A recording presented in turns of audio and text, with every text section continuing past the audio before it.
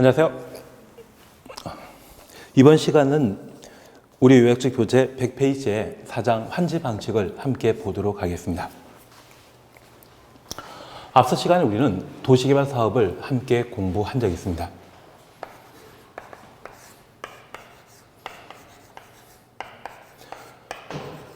최근 3기 신도시로 남양주 앙숙지구나 광명시흥지구를 지정 발표한 적이 있는데, 광명시흥지구에 대한 도시개발 사업이 이루어지는 절차를 앞서 시간까지 우리가 함께 보셨습니다. 여기 도시개발 사업은 3단계로 이루어지게 되는데, 도시개발 사업을 시행하는 장소를 도시개발구역이라 표현하게 됩니다. 저 개발구역을 지정할 때 해당 개발구역에 몇 세대의 아파트 개발 사업도 함께 이루어지는지 발표하게 됩니다. 광명시흥지구의 경우는 8만 세대이더라고요. 그런 내용을 담은 것을 개발계획이라 하고, 도시개발구역을 지정할 때 동시에 개발계획을 수립하도록 되어 있습니다. 도시개발구역이 지정 고시되면 도시개발 사업을 시행해야 됩니다. 시행자는 개발계획에 따른 실시계획을 작성하고 도시개발구역의 지정권자에게 인가받고 고시하게 됩니다.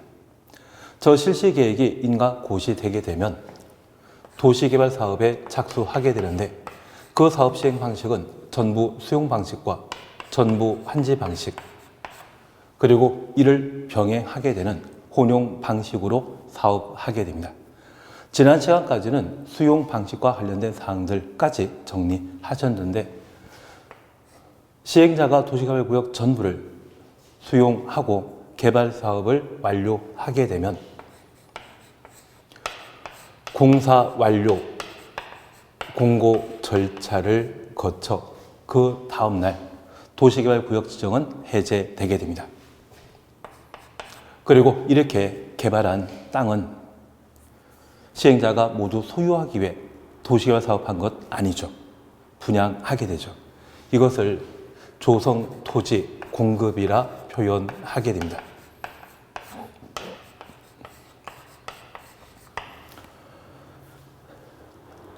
그래서 1단계와 관련되어서는 보통 2문제에서 3문제 정도 시험 나오게 되는데, 도시개발구역의 지정권자가 누구인지, 도시개발구역의 지정 대상이 무엇인지, 그리고 지정 효과에 관한 사항들을 각각 정리해 나가시는 게 늘 필요하고, 개발계획과 관련되어서는 개발계획 수립 시기에 관한 사항과 내용에 관한 사항, 그리고 환지 방식의 개발계획 수립하게 되었을 때 토지 소유자 동의에 관한 사항들을 각각 정리해 나가시는 게 필요합니다.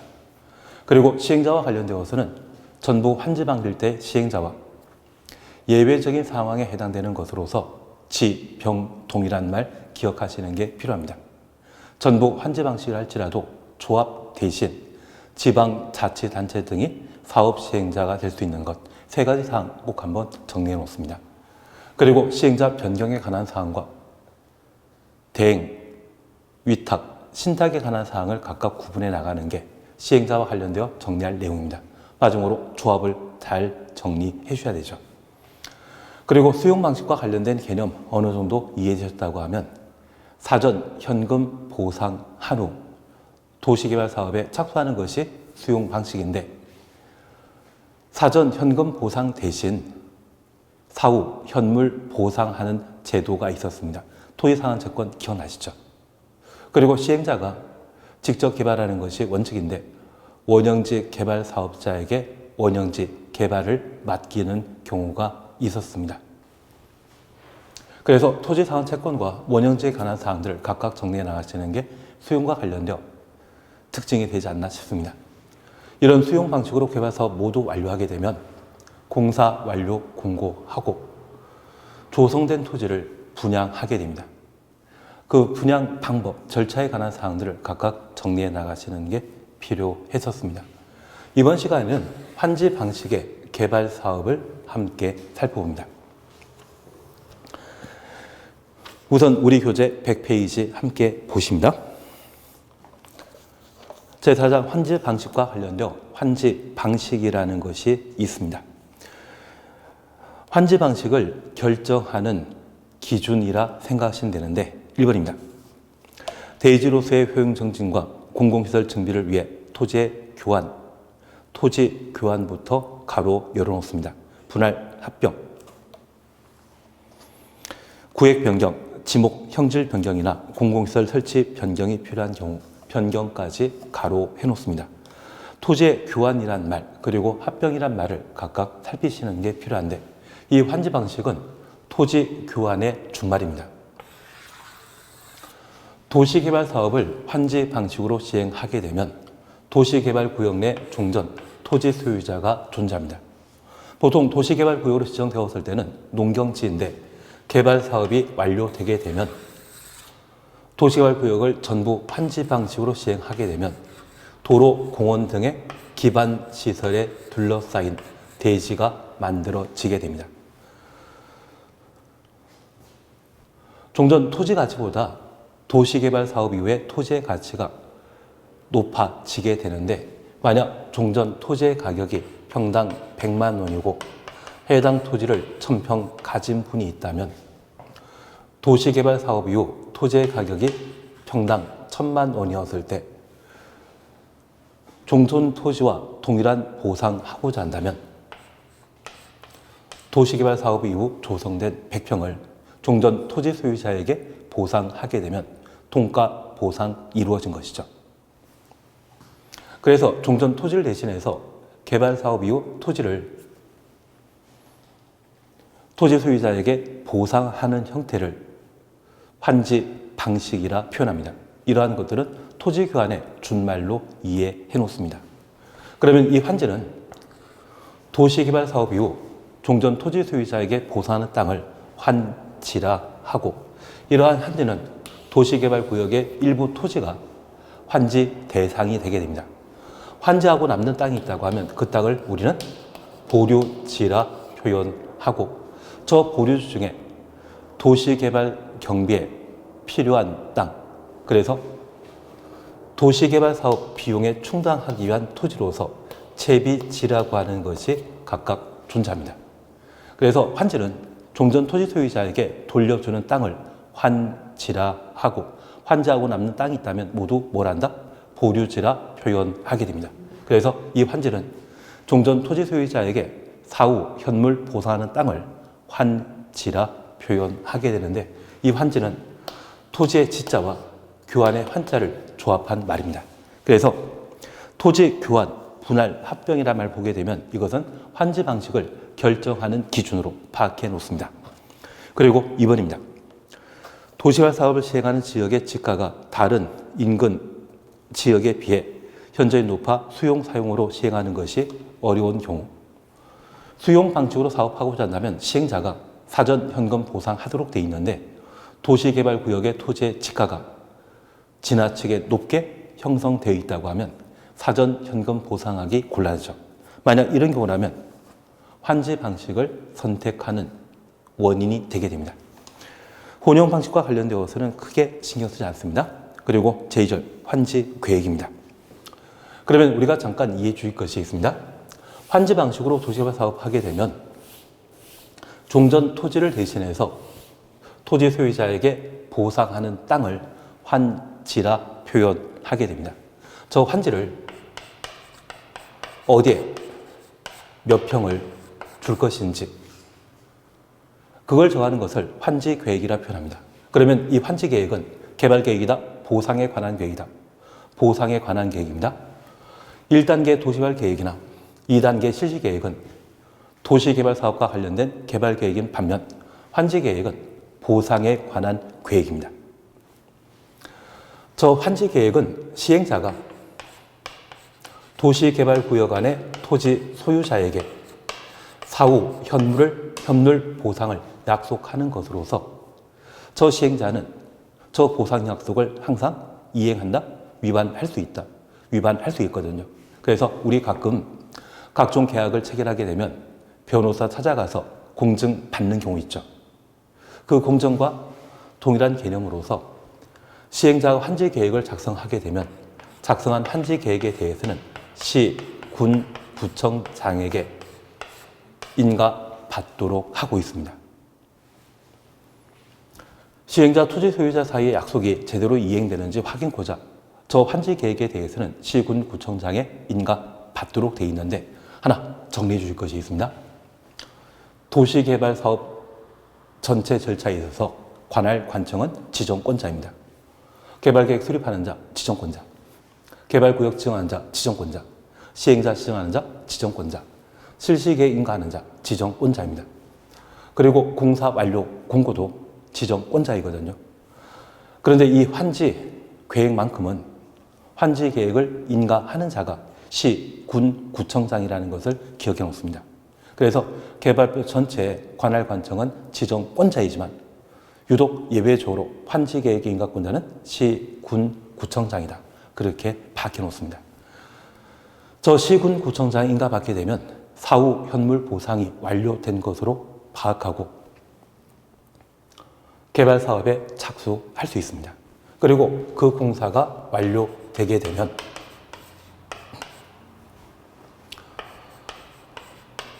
공람 절차를 밟도록 하고 있습니다.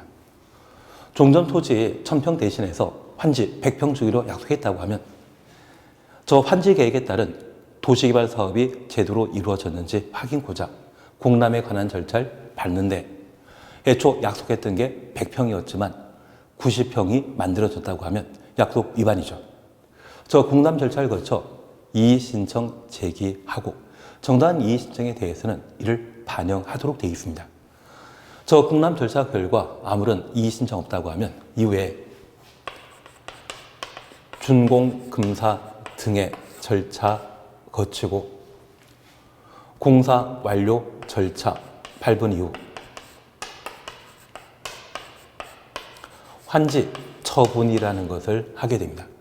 저 환지 처분을 공고하게 되면 환지 처분 공고 다음 날 도시개발구역 지정은 해제된 것으로 보고 종전 토지를 대신해서 환지 처분 공고 다음 날 토지 소유자에게 교부를 하게 됩니다. 그래서 환지에 대한 토지 소유자의 소유권 취득은 환지 처분 공고 다음 날 이루어지게 되는데 저 환지 처분 공고 다음 날 종전 토지를 대신해서 환지를 받게 되었다고 하면 종전 토지에 대한 소유권은 계속 유지돼야 된다?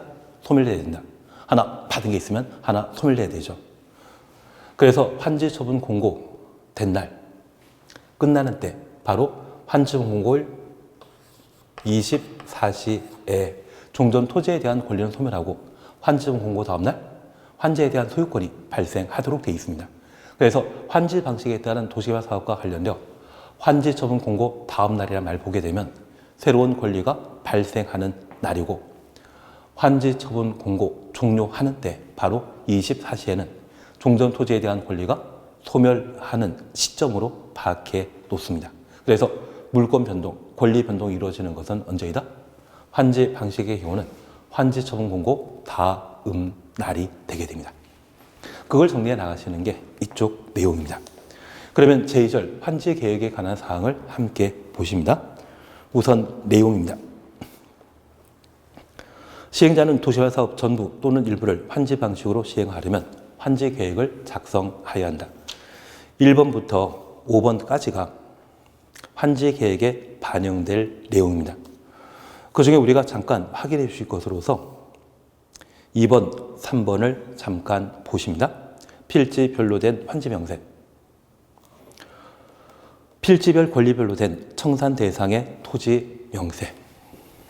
그러면 우리가 잠깐 이해해 주실 것이 있습니다. 환지 명세라 함은 환지 처분 공고 다음 날 종전 토지를 대신하여 환지를 받는 경우를 말합니다. 그러면 환지 처분 공고 다음 날 종전 토지를 대신해서 환지에 소유권이 이전되게 되면 종전 토지에 존속했던 소유권 외의 권리, 지상권이나 전세권, 임차권 등이 환지 처분 공고 다음 날 환지로 이전되게 됩니다. 그래서 환지 받는 사안에 대해서는 필지별 관계만 따지게 되는데, 우리 공부하시면서 한 필지, 공시법 시간에 공부하신 적 있죠? 저 필지는 토지에 대한 소유권 단위입니다. 그 소유권과 관련되어 환지에 소유권이 이전되게 되면 종전 토지에 존속해 있던 권리, 환지정 공고 다음날 환지로 이전되는 것이 원칙입니다. 반면 3번의 필지별 권리별로 된 청산 대상 토지 명세. 여기 청산이라 하면 현금으로 정리하는 것이거든요. 그러면 종전 토지에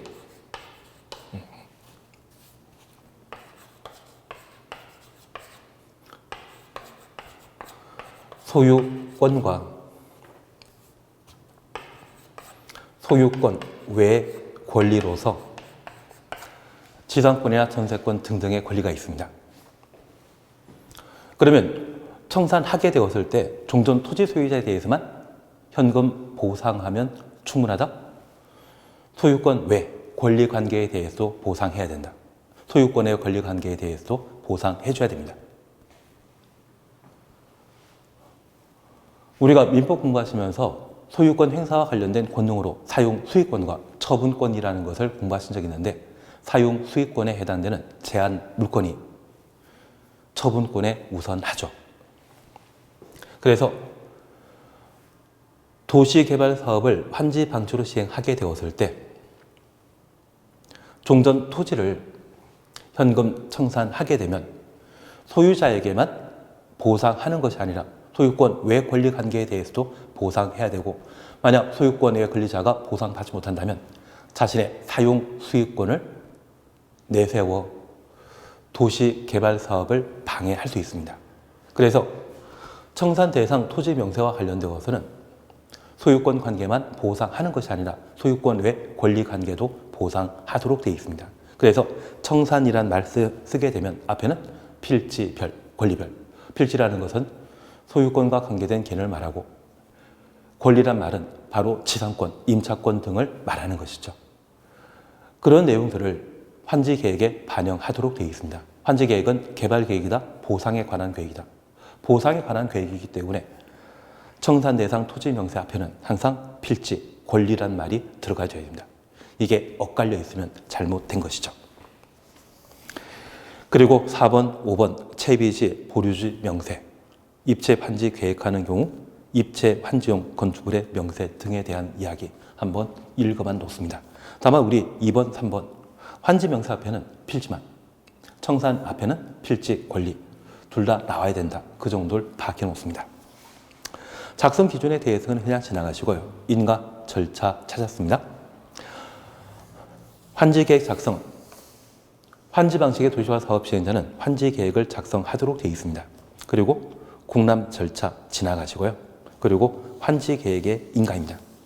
행정처리하는 시행자는 시, 군, 구청장에 인가받아야 된다. 그래서 시, 군, 구청장부터 인가까지 가로해 놓습니다. 그래서 도시화 사업을 환지 방식으로 시행하게 되면 사업 시행자는 토지 소유자에 대한 보상 계획인 환지 계획을 작성하고 시, 군, 구청장에게 인가받도록 되어 있습니다. 그래서 환지 계획과 관련된 인가권자는 시, 군, 구청장입니다. 만약 이 도시화 사업을 시, 군, 구청장이 시행하거나 상급 행정적인 국장, 시도, 지사가 하게 되면 시, 군, 구청장에게 따로 인가할 필요 없죠. 그래서 시, 군, 구청장 인가권자이기 때문에 행정정은 따로 인가받을 필요 없다. 그 정도만 파악해 놓습니다. 입체 환지에 대해서는 그냥 지나가시고요.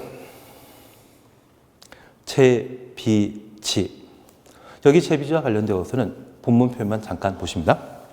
시행자는 도시화 사업에 필요한 경비에 충당하거나 규약, 정관, 시행 규정, 실시 계획이 정하는 목적을 위해 일정한 토지를 환지 정하지 않고 이를 보류지로 정할 수 있으며 그중 일부를 채비지로 정하여 도시화 사업에 필요한 경비에 충당할 수 있다. 그래서 여러 필지 농경지로 구성되어 있는 도시 개발 구역을 개발 사업 완료하게 되면 도로 등에 둘러싸인 네모 반듯한 대지가 만들어지게 됩니다. 좀 전 토지 소유자에게 보상하는 땅이 있다면 걔를 환지라 하고, 환지하고 남는 땅이 있다면 그 땅을 보류지라 표현하게 됩니다. 저 보류지 중에 일부를 채비지라 하는데, 이 채비지는 도시개발 사업과 관련된 막대한 경비, 비용이 발생하게 됩니다. 저 비용을 대체하기 위한 처분 가능한 토지를 채비지라 표현하게 됩니다. 그래서 도시개발 사업을 시행한 시행자가 그 경기 비용을 확보할 목적으로 처분 가능한 토지를 채비지라 표현한다. 그래서 도시개발 구역의 땅은 크게 환지와 보류지로 나누고요. 저 보류지 중에 시행자가 취득할 수 있는 땅을 채비지라 표현하게 되는데, 저 채비지는 시행자가 도시개발 사업과 관련된 경비, 비용을 대체하기 위해 정해놓은 매각 가능한 토지를 채비지라 표현하게 됩니다. 채비지 의미 약간 이해하시겠습니까? 그리고 환지 부지정이라는 것 있습니다.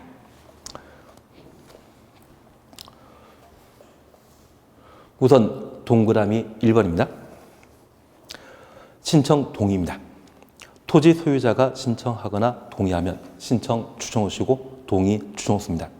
해당 토지 전부 또는 일부에 대해 환지 정하지 아니할 수 있다. 다만 해당 토지에 대해 임차권자 등이 있는 때에는 그 동의 받아야 된다. 임차권자부터 동의까지 가로 해놓습니다. 그러면 우리 이렇게 잠깐 파악해 놓습니다.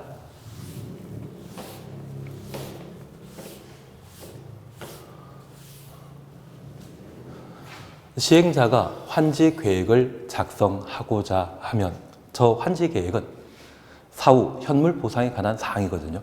그래서 종전 토지를 대신해서 환지 받을 것인지 묻도록 되어 있습니다. 그래서 환지 받는 것이 당연한데 환지 안 받겠다는 사람이 있을 수 있거든요. 그 환지 안 받겠다는 사람이 있다고 하면 토지 소유자 신청 동의로 환지 부지정할 수 있습니다. 다만 토지 소유자가 환지 부지정 신청하더라도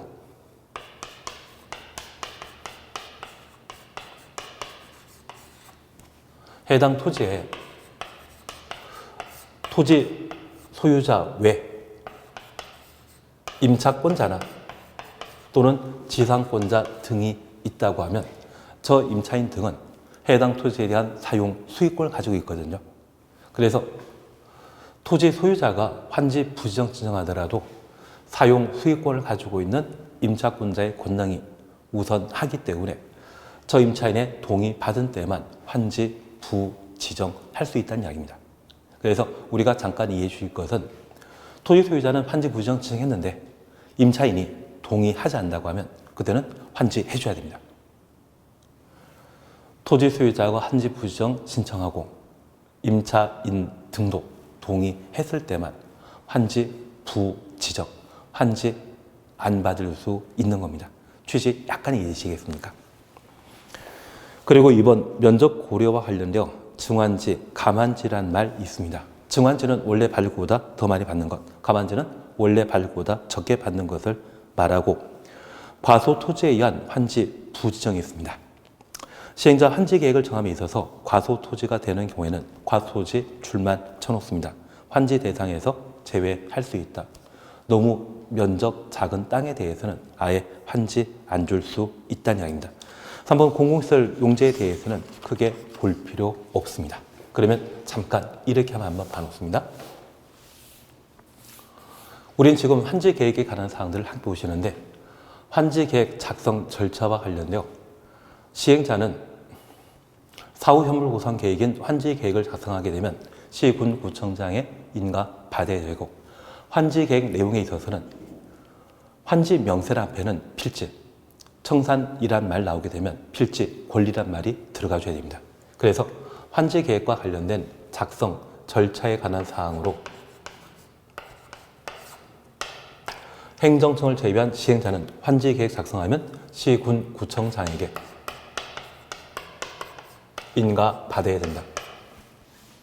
다른 도시개발 절차에 있어서는 항상 지정권자이지만 이때만큼은 시군구청장이 관할 관청이라는 것 파악해 놓습니다. 그리고 그 내용에 관한 사항들을 각각 살피셨습니다. 그러면 우리가 잠깐 이해해 주실 것이 있는데 여기 환지 계획과 관련된 작성 기준에 관한 사항만 잠깐 이해해 주십니다. 환지 방식에 따른 도시개발 사업하게 되면 종전 토지를 대신해서 환지를 받도록 되어 있습니다. 그래서 종전 토지를 대신해서 도시개발 사업 완료된 후 환지 받는 것, 이것 당연한 것이거든요. 그래서 환지 받는 것에 대해서는 토지 소유자 동의 신청 필요 없습니다. 환지 안 받을 때는 토지 소유자의 동의 신청 필요하지만 환지 받을 때는 토지 소유자 동의 신청 필요 없습니다. 환지 방식의 기본 전제는 종전 토지 대신해서 환지 주는 것이거든요. 그렇게 환지를 제공하게 되었을 때 제공하는 형태로서 첫 번째 적응 환지라는 것이 있습니다. 여기 적응 환지는 종전 토지만큼 환지 그대로 받는 것을 적응 환지라 표현하게 됩니다. 저 적응 환지의 예외 형태로서 증환지라는 게 있습니다. 원래 받을 것보다 더 받는 것이죠. 감환지라는 게 있습니다. 원래 받을 것보다 적게 받는 것입니다. 그래서 이런 세 가지 형태에 있어서는 당연하기 때문에 토지 소유자 동의 받을 필요 없습니다. 그리고 두 번째, 과소 토지가 있습니다. 여기 과소 토지와 관련되어서는 우리 102페이지 첫 번째 줄 채비지 등과 관련된 첫 번째 줄에 규약, 정관, 시행, 규정이라는 것 찾으셨죠. 여기 규약이라면 둘 이상의 토지 등의 소유자가 도시개발 사업을 함께 시행하게 되면 그 토지 소유자 사이의 권리, 의무 관계를 정해놓은 사항을 규약이라고 표현합니다. 그리고 전부 환지 방식의 도시개발 사업을 조합이 시행하게 되면 조합은 상호 간에 권리, 의무 관계를 정해놓은 것이 정관이고요. 시행 규정은 행정청 등이 도시개발 사업을 시행하게 되면 공공이 도시개발 사업 시행하게 되면 시행 규정이라는 것을 정하도록 되어 있습니다. 그래서 규약, 정관, 시행 규정은 도시개발 사업 시행자와 토지 소유자 사이에 권리, 의무 관계를 정한 약속으로 이해해 주시는데 만약 도시개발 사업을 조합이 또는 토지 등의 소유자 등이 사업을 시행하게 되면 정관 등을 만들게 되고 이 정관에서는 너무 작은 토지에 대해서는 환지하지 말자 그런 규정을 둘 수 있거든요. 그 정관이 정한 과소 토지에 해당되게 되면 환지 받질 못합니다. 그것을 우리는 환지 부지정이라 표현하게 됩니다. 그러면 이 정관 등은 조합원이 합의한 사항이거든요. 저 조합원이 합의한 정관 등의 과소 토지로 정한 땅에 해당되게 되면 그 과소 토지에 해당되는 토지 소유자 환지 안 받기로 하는 것, 이것 당연하죠. 그래서 이런 네 가지에 있어서는 기본적으로 토지 소유자 동의 없이 환지 하게 됩니다. 그래서 적응환지, 정환지, 감환지 또는 정관이 정한 과소 토지에 해당되게 되면 환지 안 받을 수 있습니다. 그런데 이 과소 토지가 아니면서 이번에 외국으로 이민 가는 분이 있다고 하면 그분 국내 땅 필요 없을 수 있죠. 현금 원할 수 있을 겁니다. 그래서 이 과소 토지가 아닌데 불구하고 환지 부지정을 신청하는 경우가 있습니다. 만약 이렇게 환지 부지정을 신청하게 되면 해당 토지에 지상권자 등이 존재한다면 그 지상권자의 동의 얻은 때만 환지 부지정할 수 있습니다. 입체 환지의 경우는 토지 대신 아파트 받는 것이 입체 환지인데 이런 입체 환지에 있어서는 토지 소유자 신청이 있는데 입체 환지를 할 수 있습니다.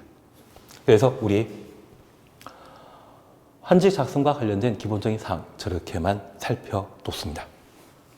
제3절 환지 예정지에 대해서는 크게 신경 쓰지 않습니다. 바로 제4절 환지 처분 보십니다. 환지 처분과 관련되어 첫 번째 박스에는 환지 처분에 이른 절차에 관한 사항들을 각각 다루고 있습니다. 그냥 지나가시고요. 환지 처분 효과 차지였죠. 동그라미 1번입니다. 환지 계획에 정해진 환지는 환지 계획부터 환지까지 가로 해놓습니다. 환지 처분에 공고된 날 다음 날 종전 토지로 본다. 종전 토지부터 본다까지 가로 해놓습니다.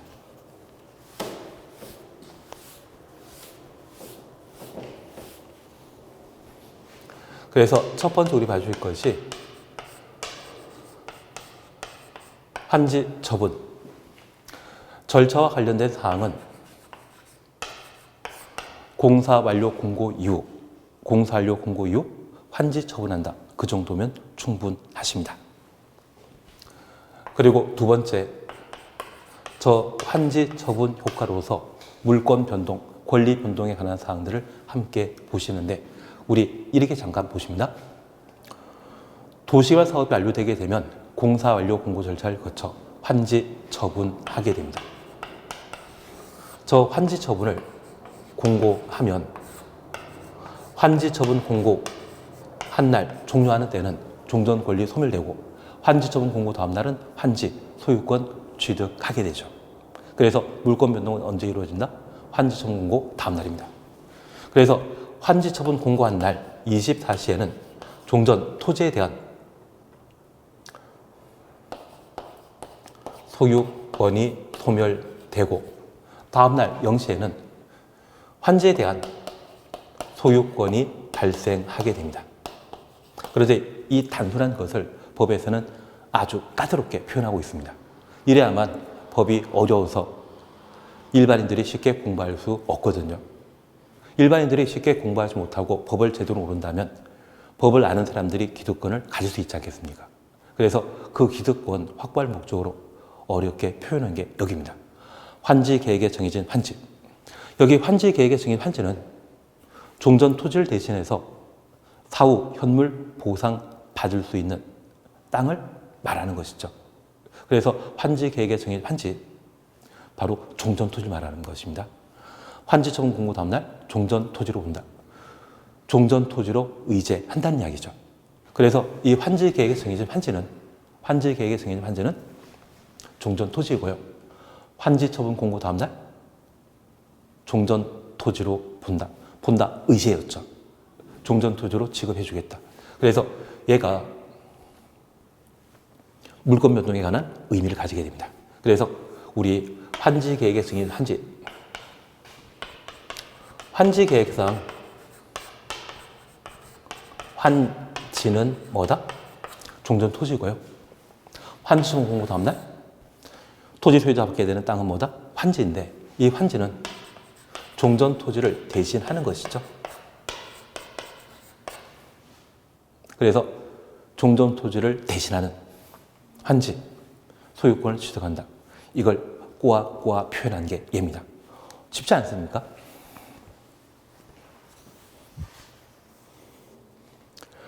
그리고 2번입니다. 환지 계획에 환지를 정하지 아니한 추정수입니다. 종전 토지에 있던 권리는 환지 처분 공고된 날 끝나는 때 소멸한다. 그래서 환지 안 받기로 했다면, 환지에 대한 소유권 발생하지 않는다면 종전 토지의 권리, 환지 처분 공고 한 날 끝나는데 바로 24시에 소멸하게 됩니다. 그래서 항상 권리 발생한 환지 처분 공고 다음 날, 권리 소멸은 환지 처분 공고 일 끝나는데 바로 24시에 권리 소멸한다.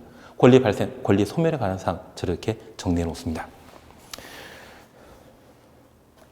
그리고 예외 찾았습니다. 행정상 또는 재판상 처분으로서 종전 토지에 전속하는 것. 행정상부터 전속까지 가로 해놓습니다. 영향 없다. 그리고 2번 지역권입니다. 도시개발구역 토지에 대한 지역권은 지역권 추정했습니다. 종전 토지에 존속한다. 존속 동그래 놓습니다. 다만 도시개발 사업 시행으로 행사할 이익이 없어진 지역권은 환지 처분 공고된 날 끝나는 때 소멸한다. 그래서 행사할 이익 없어진 가로 해놓습니다. 지역권 추정했습니다. 그래서 지역권 앞에 행사할 이익 없어진 이 말 붙게 되면 권리 소멸하게 되는데 그 권리 소멸하는 시점은 환지 처분 공고 끝나는 때. 그래서 권리 소멸은 환지 처분 공고일 끝나는 때, 권리 발생은 다음 날이라는 것을 각각 정리해 주시는 게 필요했었습니다. 그러면 이제 이렇게 잠깐 이해해 놓습니다.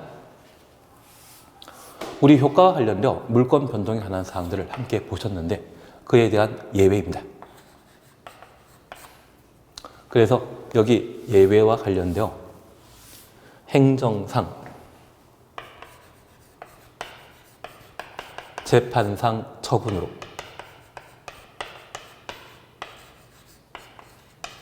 종전 토지에 전속하는 경우에는 환지 처분 영향 받지 아니한다. 그러면 우리 이렇게 잠깐 이해해 놓습니다. 여기 행정상, 재판상 처분 외에 경제적 처분이 있거든요. 그 경제적 처분에 대해서는 환지 처분에 영향받고 저 경제 처분 제외한 행정상, 재판상 처분에 대해서는 종전 토지에 전속하도록 되어 있습니다. 그러면 이렇게 잠깐 보십니다. 도시개발구역 내 종전 토지 이 필지에 교통사고가 발생했습니다. 그러면 사고 현장에 스프레이 뿌리는 거 보신 적 있죠?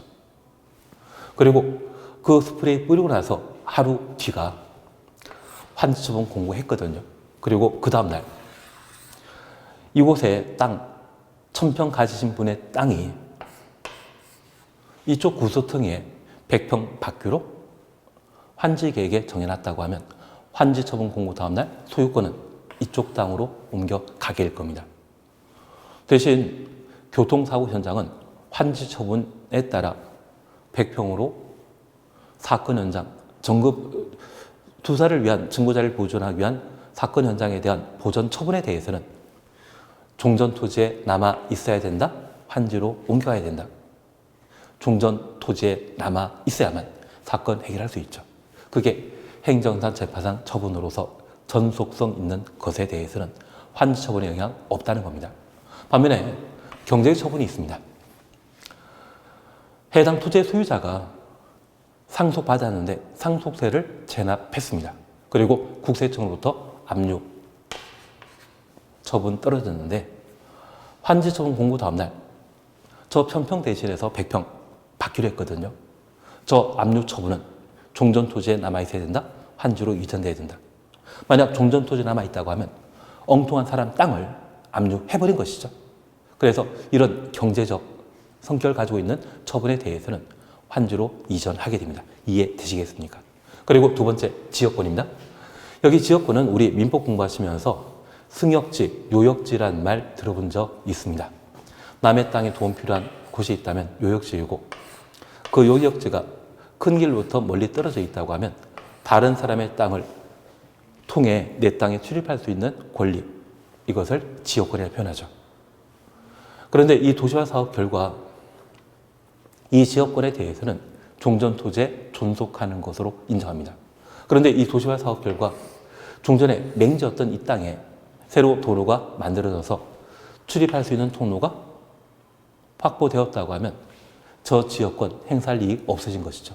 만약 이런 경우는 권리 소멸하게 되는데 그 권리 소멸은 환지 처분 공고 한 날 끝나는 때, 그날 24시에 권리 소멸한다는 이야기입니다. 그래서 제가 부탁드리는 것은 환지 처분은 물권 변동 효과 발생합니다. 다음날 발생하지만 예외, 행정상 재판 처분으로 종전 토지에 전속하는 것, 그리고 지역권, 이 두 가지에 대해서는 예외 인정된다. 그 정도 봐놓습니다. 양가로 2번 청산금. 여기 청산금과 관련되어서는 우리 이렇게 다시 한번 봐놓습니다. 증환지, 감환지라는 것을 우리가 본 적이 있습니다.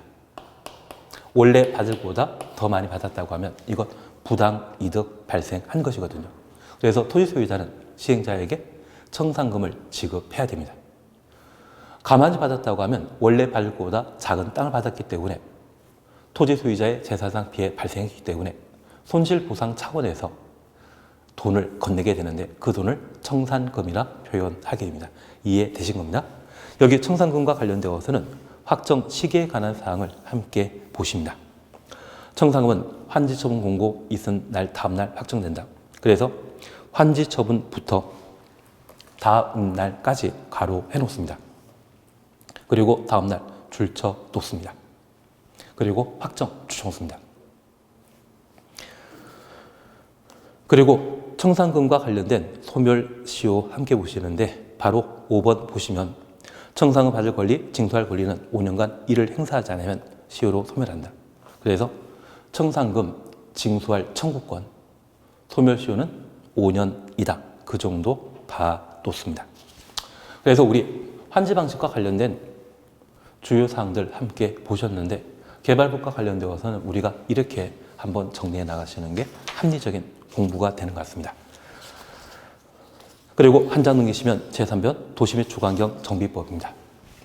여기 정비법은 우리 시험에 6문제 출제되는데 시험 문제 내게 되면 지나치게 지역적인 문제가 출제되는 것이 특징입니다. 그래서 이 정비법에 있어서는 시험에 자주 나오는 한 3파트 정도 보시는 게 합리적인 공부 방법인 것 같습니다. 그래서 우리 도시 및 주거환경 정비법은 정비사업에 관한 절차를 다루는 법률인데 이 정비사업도 도시개발사업이나 도시군계획설 사업처럼 3단계로 이루어지게 됩니다. 그래서 정비사업과 관련된 1단계와 관계된 사항들을 함께 살펴보시는 게 필요한데 우선 109페이지 잠깐 살펴놓습니다. 109페이지에는 정비사업 종류에 관한 사항들을 각각 다루고 있습니다. 작년 같은 경우는 주거환경 개선 사업에 관한 문제를 시험에 냈는데 우리 잠깐 정리할 게 있습니다. 현재 정비사업은 주거환경 개선 사업과 재개발 사업 그리고 재건축 사업으로 구분하고 있는데 여기 주거환경 개선 사업과 관련되어 동그라미 1번에 정비기반설이 극히 열악하고 정비기반설부터 극히 열악까지 가로 해놓습니다. 그리고 재개발 사업은 정비기반설이 열악하고 열악 주셔놓습니다. 그리고 재건축 사업의 경우는 정비기반설이 양호 하나, 양호 주셔놓습니다. 그래서 정비기반시설은 재개발 사업이나 재건축 사업이 이루어지는 정비구역에는 정비구역 내 사람들이 생활하는데 필요한 인프라가 있습니다. 그 인프라를 법에서는 뭐라 표현한다? 기반시설이라 표현합니다. 그런데 조성된 지 40년, 50년 된 동네라고 하면 전기, 수도, 도로, 주차장 등의 기반시설 부족하죠. 그래서 저 기반시설 확충할 필요가 있는 것 정비, 기반시설이라 표현합니다. 저 정비 기반시설이 극히 열악하다는 말 보게 되면 주거 환경 개선 사업의 설명이고 열악하다는 말 보게 되면 재개발 사업에 대한 설명이며 양호란 말 보게 되면 재건축 사업의 설명에 해당된다. 그 정도 봐놓습니다. 그리고 재개발 사업과 관련되어 2번 잠깐 보십니다. 상업적, 공업적, 상업적, 공업적 추정수입니다. 이 상업적, 공업적 대상으로 실시하는 정비 사업이 있다고 하면 그것을 재개발 사업이란다. 그래서 서울에는 영등포라고 하는 곳이 있는데 얘가 대표적인 공업 지역이었거든요. 지금 열심히 정비 사업 하고 있더라고요. 그래서 그 상업적, 공업적 대상으로 실시하는 정비 사업이 있다면 법에선 뭐라 표현한다? 재개발 사업이란다. 그 정도 확인해 놓습니다. 그리고 최근 공공재개발 사업과 공공재건축 사업을 각각 작년에 개정했는데 이 공공의 말을 쓰게 되면 국가 행정청과 공사가 사업 시행자가 되는 것이 있다면 공이라 표현하죠. 그래서 공공이 재개발 사업과 재건축 사업을 시행하게 되면 이를 공공재개발 사업, 공공재건축 사업이란다. 그 정도를 확인해 놓습니다. 공공재건축 사업과 관련되어 종전세대수의 100분의 160 이상, 그래서 100분의 160 이상이라는 말 한번 확인만 해 놓습니다. 다음 페이지에 노후불량 건축물에 대해서는 볼 필요 없고요. 정비기반설과 공동이용시설 묶어 놓습니다. 여기 정비기반설은 인프라에 해당되는 것들을 정비기반설이라 하고 공동이용시설은 정비구역 안의 주민들이 함께 사용하는 시설을 공동이용시설이라 표현합니다. 그래서 공동수도, 공동화장실, 공동구판장, 이러한 것들이 있다면 공동 이용 시설이고, 도로 상하수 등이 있다고 하면 정비 기반 시설이 되게 됩니다. 그래서 이 정비 기반 시설은 주민들 생활에 꼭 필요한 필수 시설이 있다고 하면 정비 기반 시설이고요. 정비 구역 내 주민들이 함께 사용하는 시설이 있다면 걔는 공동 이용 시설이다. 그 정도를 구분해 놓습니다. 문제 몇 번 풀어보게 되면 정비 기반 시설과 공동 이용 시설 구분하실 수 있을 겁니다. 만약 구분 안 된다고 하면 구분할 때까지 문제 풀어야 되죠. 그리고 주택단지에 대해서 그냥 지나가시고 토지 등의 소유자 함께 오십니다. 동그라미 1번입니다. 주거환 개선 사업과 재개발 사업의 경우 정비구에 위치한 토지 또는 건물의 소유자 또는 지상권자, 토지부터 지상권자까지 가로 해놓으시고 지상권자 줄쳐 놓습니다. 2번 재건축 사업의 경우는 건축물 및 부속 토지의 소유자, 건축물부터 소유자까지 가로 해놓습니다. 그러면 우리가 잠깐 이해해 주실 것은 정비사업은 정비 기반 시설 때문에 정비사업을 구분하게 됩니다. 특별히 주거환 개선 사업, 재개발 사업의 경우는 정비 기반시설이 부족하기 때문에 새로 확충할 필요가 있거든요. 저 정비 기반시설을 나라에서 만드는 것이 아니라 동네 사람들이 직접 만드는 것이 주거 환경 개선 사업과 재개발 사업의 특징입니다. 그래서 아파트 개발하여 일반 분양하여서 남는 개발 이익을 해당 지역에 필요한 정비 기반시설을 확충하는데 사용하는 것이 주거 환경 개선 사업과 재개발 사업이라면, 나라에서 할 일을 동네 사람들이 하게 되면 이 두 가지 사업은 공익 사업이고, 재건축 사업은 정비 기반시설이 충분하다고 합니다. 정비 기반시설 확보하지 않고 아파트 평형 크게 만드는 게 재건축 사업이거든요. 얘는 사익 사업이 되게 됩니다. 최근 서울에는 가락시형 아파트를 재건축해서 6,000세대 정도의 가락시형 아파트 재건축해서 한 9,800세대 헬리오시티 만들어 놨거든요.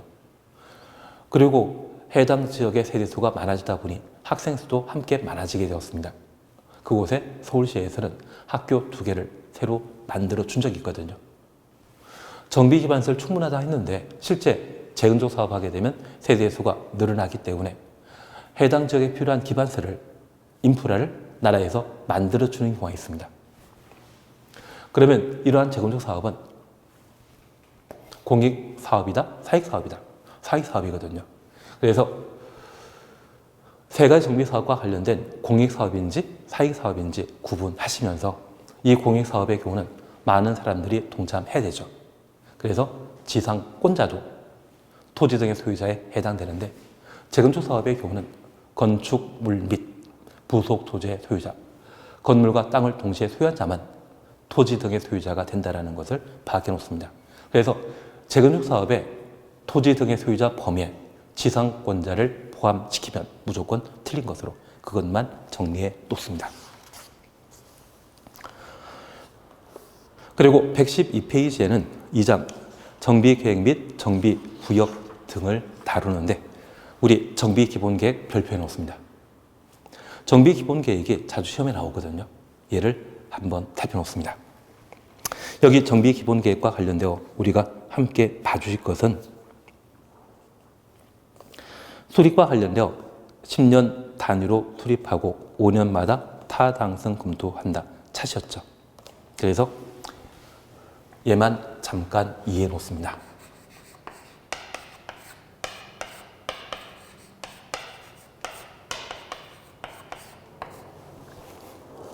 우리가 잠깐 이해해 주실 것이 있는데요.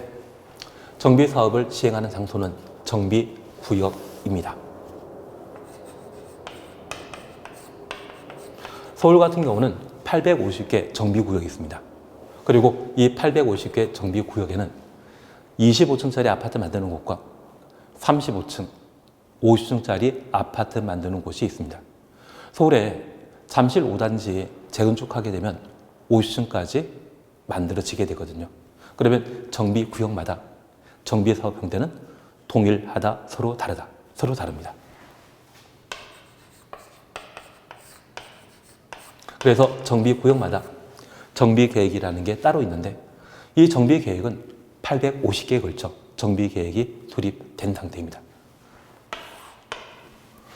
그러면 정비구역에 35층짜리 아파트 만들어지거나 25층짜리 아파트 만들어지는 것은 바로 정비계획 때문이죠.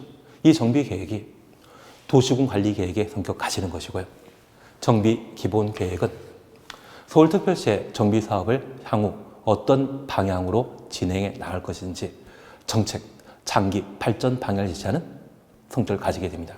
그래서 이 정비기본계획은 서울에 딱 하나 수립하는 것인데요. 정비사업이 자주 이루어지게 되는 특별시, 광역시, 시에 10년 단위로 정비기본계획 수립하고 5년마다 타당성 검토하도록 되어 있습니다. 그리고 이 정비기본계획에서는 10년 안에 정비사업 시행할 수 있는 정비예정구역이라는 것을 정하게 됩니다. 그리고 정비예정구역별 정비사업, 정비계획 수립 시기를 정하도록 되어 있습니다. 그래서 현재 정비기본계획 수립하는 자는 특별시, 광역시, 시라는 것 기억해 놓으시고 군 단위에는 정비사업 없습니다. 그러면 서울특별시에는 정비기본계획 몇 개 있다? 하나. 서울특별시의 정비계획은 850개가 존재한다. 그렇게 구분해 놓습니다. 그래서 112페이지의 수립과 관련되어 동그라미 2번 보시게 되면 내용이라는 걸 사셨죠. 그 내용에 단계별 정비사업 추진계획, 정비예정구역의 범위, 그래서 기억법만 줄쳐 놓습니다. 정비예정구역 그리고 정비예정구역별 정비계획 수립 시기를 단계별 정비사업 추진계획이라 표현하게 됩니다. 그리고 밀도계획이라는 말 줄여놓습니다. 서울은 5대 생활권으로 구성되어 있는데 도심 생활권과 동북 생활권, 노원 쪽 말하는 겁니다. 그리고 동남 생활권, 강남 일대를 말합니다. 그리고 서남 생활권, 목동 일대를 말하는 것이고요. 그리고 서북 생활권, 구파발 연신대를 말하는 겁니다. 이러한 곳에 재개발 사업이나 재건축 사업 하게 되면 몇 층짜리 아파트 만들 것인지 그걸 밀도 계획이라 표현합니다. 사람들이 많이 선호하는 곳에는 고층 아파트 건설하여 서울에 주택 공급이 활발하게 이루어지도록 해줘야 되죠. 그런 건폐율, 용적률에 대한 건축물 밀도 계획을 정비기본계획에서는 정해 놓게 됩니다. 그래서 정비기본계획과 관련되어서는 그 정도를 봐주시는 게 필요한 내용이 아닌가 싶습니다. 그리고 제2절 정비계획 및 정비구역 지정이 있는데 얘는 그냥 지나갑니다. 정비사업과 관련되어서는 많이 하면 참 좋긴 좋은데 지나치게 많이 하게 되면 도시개발법 그리고 국토계획법의 도시군 개설 사업이 망가지는 경우가 있더라고요. 그래서 이쪽은 그냥 지나가도록 합니다. 다만 우리 117페이지 보시게 되면 공공재개발 사업, 119페이지에는 공공재건축 사업이라는 게 있습니다. 그래서 이 공공재개발 사업과 공공재건축 사업은 작년에 일부 개정된 사항인데 주요 사항만 몇 개 살펴봅니다. 그래서 117페이지 5번 공공재개발 사업과 관련되어 동그라미 5번 봐주십니다. 5번 찾으셨죠?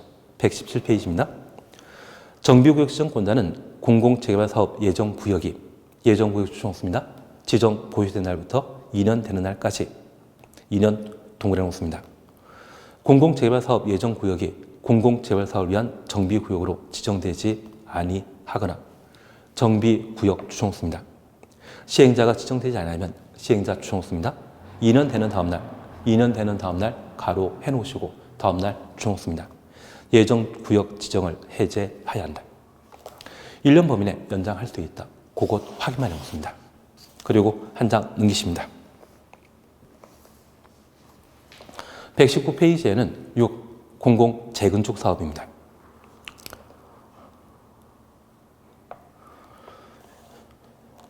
여기 공공재건축 사업과 관련되어서는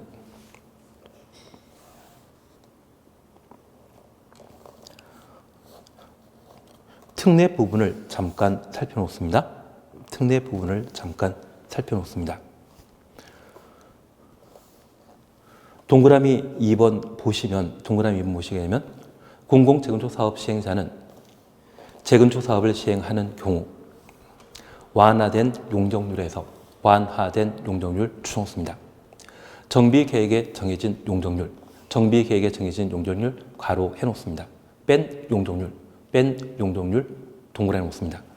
40% 이상 70% 이하 범위로 주택 증가 규모, 공공재건축 사업을 위한 정비구역의 재정적 여건 등을 고려하여 시도조례가 정하는 비율에 해당되는 면적의 군민택 규모의 주택을 건설하여 인수자에게 공급해야 한다.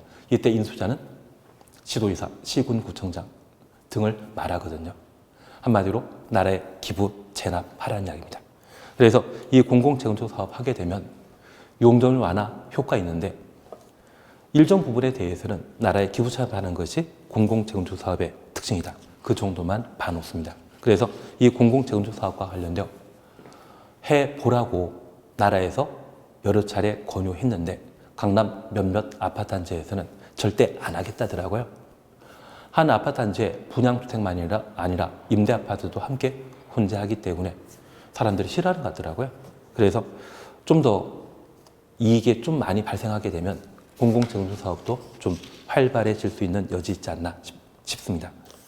그래서 우리 잠깐 봐주실 것으로서 공공재개발 사업과 관련되어서는 2년 내 공공재개발 정비구 지정되지 않거나 시행자 지정되지 않다면 2년 되는 다음 날 해제하여야 한다. 그것 꼭 기억하시는 게 필요하고 공공재건축 사업의 경우는 뭔가 기부차는 한다더라. 그 정도만 이해해주고 지나가시는 게 타당하지 않나 싶습니다. 작년에 개정되었지만 그 정도면 충분한 것 같습니다. 그리고 120페이지에는 안전진단 이야기가 나오는데 안전진단 파트는 그냥 지나갈 겁니다. 뭐 재건축 사업과 관련되어서는 안전진단 당연한 것 같습니다. 그리고 이번 시간은 여기까지 하시고 다음 시간에는 122페이지 정비사업 시행 이 파트를 잠깐 하고 건축법을 바로 들어가도록 하겠습니다.